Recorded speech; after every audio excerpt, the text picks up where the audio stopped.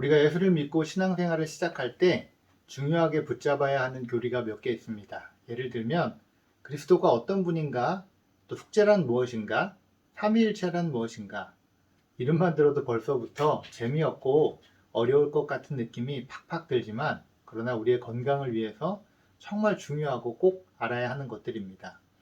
그래서 저희 교역자들이 담임 목사님과 함께 꼭 알아야 할 기독교 핵심 진리라는 책을 정리하면서 영상으로 하나하나 쉽고 재미있게 만들고 있습니다. 자, 오늘은 세 번째 시간으로 삼위일체에 대해서 같이 나누려고 합니다. 예배를 시작할 때 성부, 성자와 성령 하면서 삼위 하나님을 찬양하며 예배가 시작되고, 예배가 끝날 때 성부와 성자와 성령의 이름으로 축도를 하며 예배를 마칩니다. 알게 모르게 우리는 삼위일체 하나님과 아주 가깝습니다. 그럼에도 불구하고 막상 삼위일체 하나님에 대해서는 어떻게 설명하기가 참 어렵습니다. 누군가 물어보기라도 한다며 한 분이 세 분이고 세 분이 한 분이야, 인간의 지식으로는 이해할 수도 설명할 수도 없는 신비니까 그냥 믿으면 돼 라고 밖에 말하지 못합니다. 한 분이 세 분이고 세 분이 한 분이라는 이 말이 도대체 무슨 뜻일까요? 어떻게 3이 1이 되고 1이 3이 될 수 있을까요? 참, 여러분, 삼위일체라는 용어는 성경에는 나오지 않습니다. 터툴리안이라는 신학자가 처음으로 이 용어를 사용했는데요. 성경에 삼위일체라는 말이 직접 나오지 않지만 삼위일체 하나님을 잘 보여주는 성경 구절이 굉장히 많이 있습니다. 먼저 삼위 하나님에 대한 성경 구절을 찾아볼까요? 마가복음 1장 10절, 11절 이렇게 진하게 표시되어 있는 부분들을 보시면 됩니다. 그리고 마태복음 28장 19절, 고린도후서 13장 13절, 그리고 마지막으로 유다서 1장 20절, 21절 말씀입니다.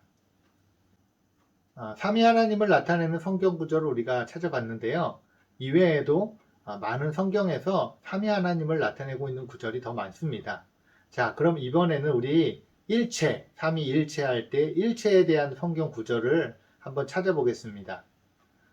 먼저 신명기 6장 4절, 그리고 이사야 45장 5절, 로마서 3장 30절, 디모데전서 2장 5절 말씀을 보시면 하나님은 한 분이시니라, 하나님은 한 분이시오 라고 성경에서 분명히 하나님 한 분이라고 이렇게 말하고 있습니다. 여러분, 예수님께서 세례를 받으실 때에 한 자리에 동시에 세 분이 등장하기도 하고요. 또 창조 때 세 분이 등장하시기도 합니다. 그런데 다른 성경에서는 하나님이 한 분이시라고 말하고 있으니 대체 우리는 어떻게 이해해야 할까요? 하나님은 한 분이십니까? 세 분이십니까? 자, 여러분, 제가 예를 한번 들어보겠습니다. 집에서 아들, 딸이 저에게 아빠라고 부르죠. 교회에서 우리 유아부 친구들이 저를 목사님이라고 부릅니다. 그리고 길 가다가 어쩌다 마주치는 동네 사람들은 저를 아저씨라고 부릅니다. 저는 하나인데 저의 역할에 따라서 서로 다른 아빠와 목사님과 아저씨가 됩니다. 삼위일체를 제가 굉장히 멋지게 쉽게 설명했죠. 여러분, 고개를 끄덕이시면 안 됩니다. 양태론이라고 하는 잘못된 사상입니다. 한 분 하나님이 자기 역할을 바꾸어서 활동한 것이기에 근본적으로 한 분의 초점이 맞추어져 있어서 세 분 하나님을 잘 드러내지 못했기에 아주 잘못된 예라고 할 수 있습니다. 또 물이 얼음, 물, 수증기로 변하는 것을 가지고 삼위일체를 설명하는 것도 위에서 설명한 잘못된 사상인 양태론이 되겠죠. 그러면 삼위일체가 뭘까요? 어떻게 설명해야 할까요? 먼저 삼위란 세 위격을 말합니다. 위격이라고 말해도 되고요, 인격이라고 말해도 되고, 더 쉽게 그냥 세 분이라고 말해도 됩니다. 1위격이신 성부 하나님, 2위격이신 성자 하나님, 3위격이신 성령 하나님, 이 세 분을 가리켜 삼위라고 부릅니다. 그리고 일체는 하나의 본질, 동일한 본질을 말합니다. 느낌상 일위격이신 성부가 대빵 같고 그 다음이 예수님 그리고 성령님이 약간 시다바리 같은 느낌인데 절대 그렇지 않습니다. 성부 하나님은 영원하시고 무한하시고 불변하십니다. 마찬가지로 성자 예수님도 영원하시고 무한하시고 불변하십니다. 똑같이 성령 하나님도 영원하시고 무한하시고 불변하십니다. 본질이 조금도 다르지 않습니다. 동일한 본질입니다. 초대교회 아리우스라는 사람이 이 본질에 대해서 잘 이해하지 못해 성부 하나님은 능력이 100이고 성자 예수님은 90, 성령님은 80 이렇게 능력치를 다르게 책정해서 설명했는데 여러분 이것도 삼신론이라고 불리는 잘못된 사상입니다. 성부와 성자와 성령이 똑같이 영원하시고 무한하시고 불변하신 동일한 본질입니다. 자, 정리하겠습니다. 삼위일체란 세 인격이 하나의 본질을 공유하고 있다. 하나의 본질이 세 개의 인격으로 나타나셨다라는 뜻입니다. 자, 복잡하고 어려우면요, 용어가 입에 잘 안 붙죠. 그냥 쉽게 이렇게 정리하시면 됩니다. 삼위가 일체를 이룬다. 삼위일체. 삼위가 일체를 이룬다.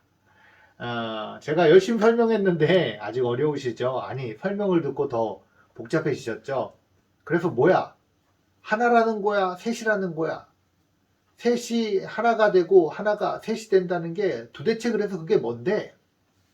자, 여러분, 그래서 삼위일체를 얘기할 때 아주 중요한 분 중에 한 분인 성 어거스틴을 소개하려고 합니다. 삼위일체를 고민하던 성 어거스틴이 이런 얘기를 합니다. 하나님은 삼위일체이고 인간이 하나님의 형상으로 만들어졌으니 삼위일체를 가장 잘 이해할 수 있는 방법은 하나, 셋 등의 논리로 푸는 것이 아닌 인간을 관찰하는 것이다. 여러분 정말 멋진 접근법입니다. 하나가 셋이 되고 셋이 하나가 된다는 이 말도 안 되는 논리를 가지고는 삼위일체에 대해서 도저히 정리할 수 없습니다. 그렇기에 하나님의 형상으로 만들어진 인간을 관찰할 때 삼위일체의 신비가 이해된다는 것입니다. 그렇게 성 어거스틴은 인간에게 나타난 삼위일체의 흔적을 찾으려고 노력했고 몇 가지 흔적을 찾았는데 그 중에 한 가지가 바로 사랑입니다. 사랑을 가지고 삼위일체를 설명하는 것입니다. 요한일서 4장 8절에 하나님은 사랑이시다 라는 이 말씀을 붙잡고 삼위일체를 사랑으로 풀어내었습니다. 예수님께서 세례를 받으실 때 넌 내 사랑하는 아들이요 라는 부분을 가지고 성부는 사랑하는 분, 그러면 성자는요? 그렇죠. 사랑받는 분. 그리고 사랑하는 사람과 사랑받는 사람이 무엇으로 연결됩니까? 사랑으로 연결됩니다. 그래서 성령은 사랑. 이렇게 삼위 하나님을 사랑으로 설명했습니다. 여러분, 사랑이 존재하려면 사랑하는 사람, 사랑받는 사람, 그리고 사랑, 이 세 가지가 반드시 필요합니다. 사랑하는 사람이 없으면 사랑받는 사람도 없고 사랑도 없습니다. 사랑받는 사람이 없다는 얘기는 무슨 뜻일까요? 사랑하는 사람이 없고 사랑도 없다는 뜻이죠. 또 사랑이 없는데 사랑하는 사람이나 사랑받는 사람이 어떻게 존재하겠습니까? 이 세 가지가 결코 분리되지도 않고 섞이지도 않으면서 이 셋이 항상 같이 존재합니다. 성부 하나님은 사랑하는 분으로, 성자 예수님은 사랑받는 분으로, 그리고 성령 하나님은 성부와 성자를 사랑의 끈으로 연결하십니다. 여러분, 이 삼위일체가 우리에게 주는 놀라운 메시지가 있습니다. 삼위일체 하나님이 하나인 것처럼 우리도 하나가 될 수 있다는 것입니다. 높고 낮음도 없고 편견도 차별도 없이 모두가 하나 될 수 있습니다. 그러면 어떻게 할 때 하나가 될 수 있을까요? 삼위일체 하나님의 신비한 하나됨 가운데 우리가 들어가는 것입니다. 아버지와 내가 하나이고 내 안에 그가 내 안에 내가 그 안에 거하면서 삼위 하나님께서 완벽하게 일체를 이루신 것처럼 우리도 그 놀라운 하나됨 안으로 들어가는 것입니다. 삼위일체 하나님의 초대에 반응하여 그 신비 속으로 들어가 하나가 되는 것입니다. 여러분, 로마의 원형 극장을 아시죠? 초대 기독교인들이 잔인하게 사자밥이 되고 검투사들에 의해서 순교당했던 그 원형 극장입니다.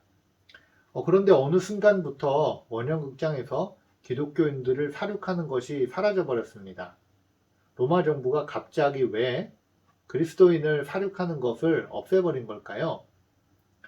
2세기 무렵이죠. 이미 많은 로마 시민들이 예수님을 믿고 있었습니다.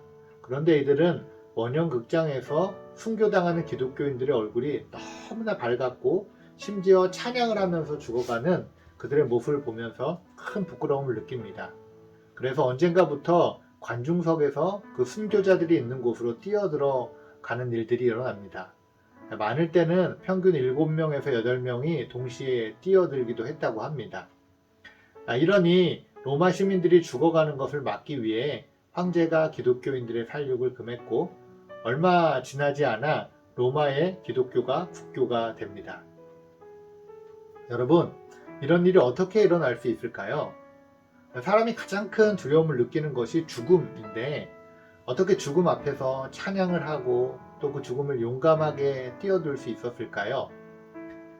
삼위일체 하나님께서 그 놀라운 하나됨의 신비 속으로 초대해 주신 것입니다. 삼위일체 하나님과 하나가 된 것입니다. 사도행전 7장에 보시면 스데반의 순교 장면이 나오는데요. 스데반 역시 죽음 앞에서 얼굴이 천사처럼 환하게 빛납니다. 7장 55절에 이런 말씀이 있습니다. 스데반이 성령 충만하여 하늘을 으러러 주목하여 하나님의 영광과 및 예수께서 하나님 우편에 서신 것을 보고 아멘. 성령께서 충만하게 은혜로 스데반을 붙잡아 주십니다. 하나님께서 영광으로 스데반에게 임재하십니다. 예수님께서 벌떡 일어나십니다. 삼위 하나님께서 총출동하여 스데반을 붙잡아 주십니다. 그 얼굴을 천사의 얼굴처럼 광채가 날 수 있도록 자신을 죽이는 그들을 용서할 수 있도록 또 죽음 앞에 두려워하지 않고 평안할 수 있도록 삼위 하나님께서 그 놀라운 하나됨 안으로 스데반을 초대해 주신 것입니다.